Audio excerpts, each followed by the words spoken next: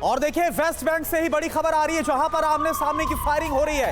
Israeli सेना ने firing किया है, फिलिस्तीनी फोर्स को पीछे हटने पर मजबूर किया गया। तस्वीरें आप देखिए।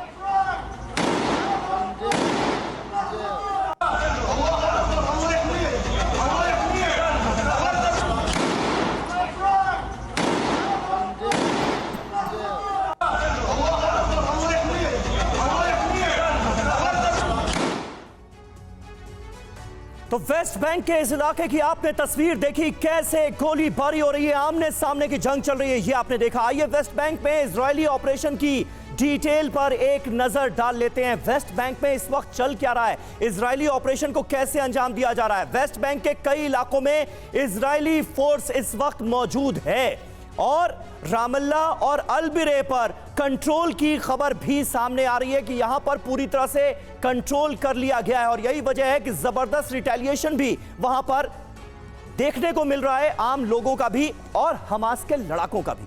बिल्कुल। और देखिए हमास के नेताओं और लड़ाकों के साथ यहां पर सीधा टकराव है, कार्रवाई हो रही है। कई हमास के नेताओं को यहां पर गिरफ्तार भी किया गया है।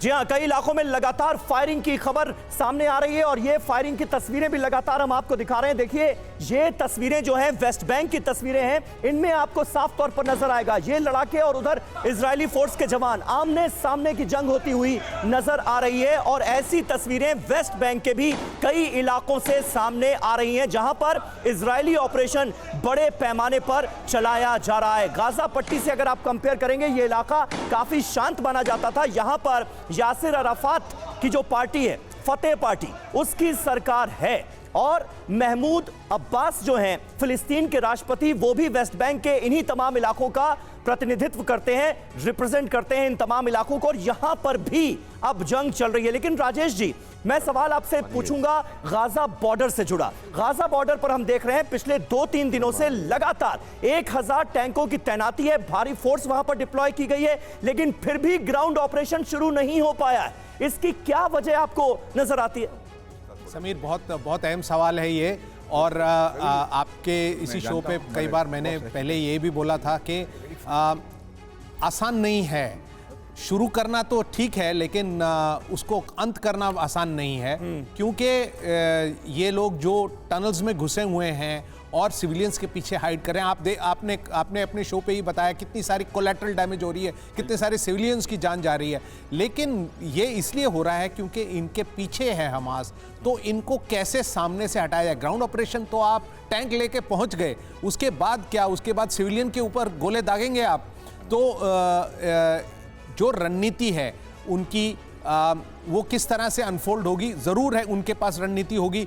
अभी तक मैं देख रहा था कि शायद वो बाइडेन के आने और जाने का इंतज़ार कर रहे हैं। ऊपर से वो ये भी देखना चाहते थे कि हिजबुल्लाह कितनी ज़ोर से उन पर हमला करेगा, कितनी इन्वॉल्वमेंट होगी, कितने फोर्सेस वहाँ डाइवर्ट करने पड़ेंगे ताकि गाज़ा के ऑपरेशन को उसी हिसाब से मॉडिफाई किया जाए।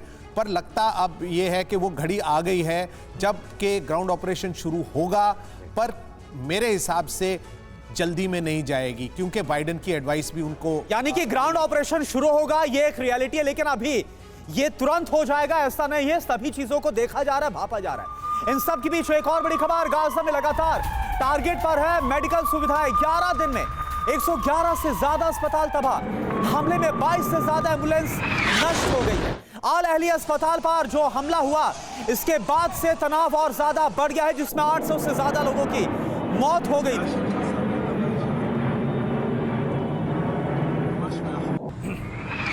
तो देखिए ये बहुत अहम खबर हमारे सामने है। लगातार हमलों का सिलसिला गाजा में जारी है और मेडिकल सर्विसेज जो हैं उन पर भी हमला हो रहा है। 22 से ज्यादा एम्बुलेंस अब तक तबाह हो चुकी है और बड़ा आंकड़ा हमारे सामने है। दीपक बोरा साहब, क्या कहेंगे इस आंकड़े के सामने आने के बाद? 11 दिन में 111 से ज्यादा अस्पताल तबाह हुए हैं। गाजा में जिस बड़े अस्पताल पर हमला हुआ जहां 500 से ज्यादा लोगों की जान गई, इजराइल ने उससे तो इनकार कर दिया, लेकिन 11 दिन में 111 से ज्यादा अस्पताल गाजा में तबाह हुए हैं, यह भी एक हकीकत है।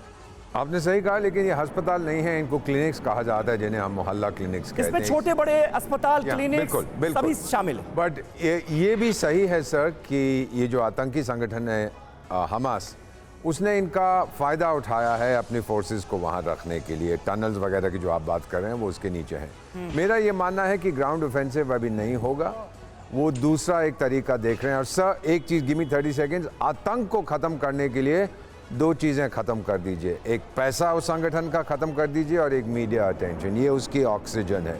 ख़त्म हो जाएंगे ये अपने आप हट जाएंगे। सांप का सर तेहरान में है, उसका जिस्म जो है वो हिजबुल्लाह लगे हुए हैं। Iran is using Hezbollah to weaken Israel. रूस और चाइना ईरान को यूज़ करेंगे टू वीकन अमेरिका। गेम साफ है।